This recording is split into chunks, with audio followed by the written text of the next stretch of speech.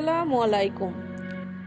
ঘর.কম চ্যানেলের পক্ষ থেকে আপনাদেরকে আবারও স্বাগত জানাচ্ছি। আবারও আপনাদের জন্য নিয়ে এসেছি ঈদ স্পেশাল ইউনিক একটি রেসিপি। আজকের রেসিপিটি হচ্ছে সেমাইয়ের রসবড়া। আগামীকাল আমাদের খুশির ঈদ। রান্নাঘর চ্যানেলের পক্ষ থেকে আমার সকল ভিউয়ার্সদের জানাচ্ছি অগ্রিম ঈদের শুভেচ্ছা। ঈদ মোবারক। ঈদের দিন সবাই চায় ইউনিক কিছু রেসিপি তৈরি করতে, তার জন্যই আজকে আমার এই আয়োজন। তো চলুন কথা না বাড়িয়ে আমরা রেসিপিতে চলে যাই। Let's start.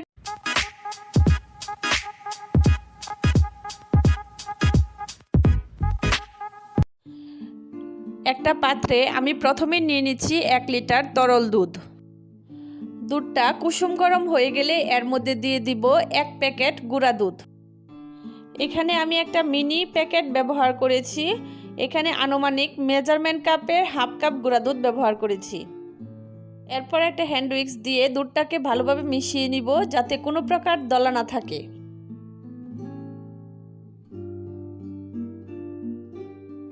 মিশানো হয়ে গেলে এতে দিয়ে দিব 1 কাপ পরিমাণ চিনি। অনেকেই আছেন যারা ঈদের দিন বাদশাহী সেমাই বা ক্রিম সেমাই রেসিপিটি তৈরি করতে চান, তারও একটা রেসিপি আছে আমার এই চ্যানেলে। আমি আই বাটনে এবং ডেসক্রিপশন বক্সে সেই লিঙ্কটা দিয়ে দিব, আপনারা চাইলে সেই রেসিপিটাও দেখে আসতে পারেন। যাই হোক, আমরা আবার রেসিপিতে চলে যাচ্ছি। চিনিটাকে মিশিয়ে নিয়ে দুধের মধ্যে যখন একটা বলক এসে যাবে, এই পর্যায়ে আমি এর মধ্যে দিয়ে দিব এলাচের গুঁড়া। আমি এলাচটাকে একটু ভেজে এলাচের বীজটাকে ব্লেন্ডার করে নিয়েছি। এভাবে এলাচের বীজটা গুঁড়ো করে ব্যবহার করলে এলাচের যে ফ্লেভারটা সেটা খুব ভালো আসে। দুধটাকে 5 মিনিটের মতো আমি একটু জাল করে নিয়েছি, তবে খুব বেশি ঘন করার প্রয়োজন নেই, কারণ রসবড়ার মধ্যে দুধটা একটু পাতলা থাকলেই রসবড়ার মধ্যে দুধটা খুব ভালোভাবে ঢুকে। আমি আজকের এই রসবড়াটা তৈরি করব লাচ্চা সেমাই দিয়ে। 1 প্যাকেট লাচ্চা সেমাই থেকে আমি এখানে অর্ধেকটা লাচ্চা সেমাই নিয়ে নিয়েছি। এখন এই সেমাইটাকে আমি ব্লেন্ডারে দিয়ে ব্লেন্ড করে নিচ্ছি। দেখুন ভিউয়ার্স, আমার ব্লেন্ড করা হয়ে গেছে। বড় একটা বুলে আমি ব্লেন্ড করা সেমাইগুলো নিয়ে নিচ্ছি। এর মধ্যে আমি 2টা ডিম ভেঙে দিচ্ছি। এখন সামান্য কিছুটা লবণ ও হাফ চা চামচ এলাচের গুঁড়া দিয়ে দিব। এই এলাচের গুঁড়াটা দেওয়ার জন্য ডিমের যে একটা গন্ধ থাকে সেই গন্ধটা আর থাকবে না। যারা ডিমের গন্ধের জন্য অনেক খাবার খেতে পারেন না, তারা এভাবে এলাচটা ব্যবহার করবেন, তাহলে আর ডিমের গন্ধটা পাবেন না, এলাচের সুঘ্রাণটা পাবেন। এবার একটা হ্যান্ড উইক্স দিয়ে সবগুলোকে একসাথে মিশিয়ে নিব।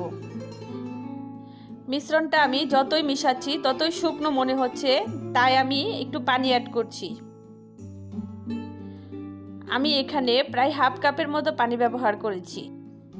অর্থাৎ এই মিশ্রণটা তৈরি করতে আমার লেগেছে 2টা ডিম ও হাফ কাপের মতো পানি। আর মিশ্রণটা তৈরি করতে হবে একটু লিকুইড রেখে।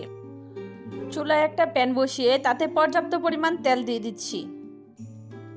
তেলটা হালকা গরম হলে মিশ্রণটাকে আমি ছোট ছোট করে তেলের মধ্যে দিয়ে দিব। আপনারা দেখতেই পাচ্ছেন আমি কিভাবে দিচ্ছি। তেলটা কিন্তু বেশি গরম করা যাবে না, হালকা হিটে এগুলোকে ভেজে নিতে হবে। 2-1 মিনিট উল্টে পাল্টে ভেজে নিলে এটা হয়ে যাবে, কারণ এটা হতে কিন্তু বেশি সময় লাগে না।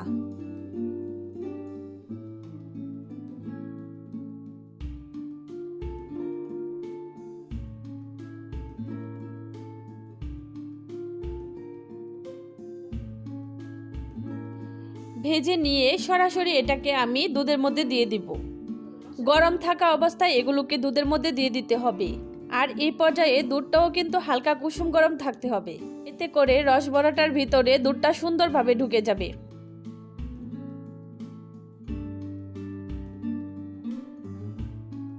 আমি একই পদ্ধতিতে সবগুলো ভেজে দুধের মধ্যে দিয়ে দিচ্ছি।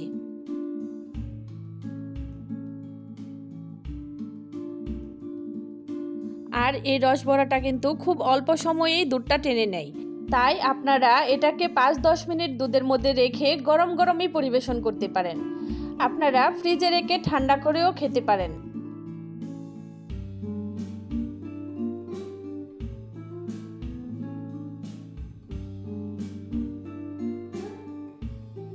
আমার আজকের এই রেসিপিটি আপনাদের কেমন লেগেছে তা আমাকে অবশ্যই কমেন্ট করে জানাবেন।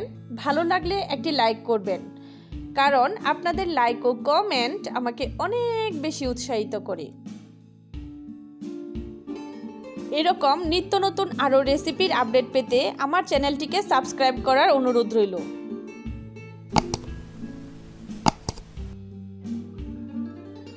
দেখুন এই রসবড়াটা কতটা নরম হয়েছে। এই রসবড়াটা কিন্তু রসমলাইয়ের থেকেও বেশি নরম হয়। আমি হাত দিয়ে ভেঙে আপনাদেরকে দেখিয়ে দিচ্ছি। সবাইকে অগ্রিম ঈদ মোবারক জানিয়ে আজকের মতো আমি এখানে বিদায় নিচ্ছি। আল্লাহ হাফেজ।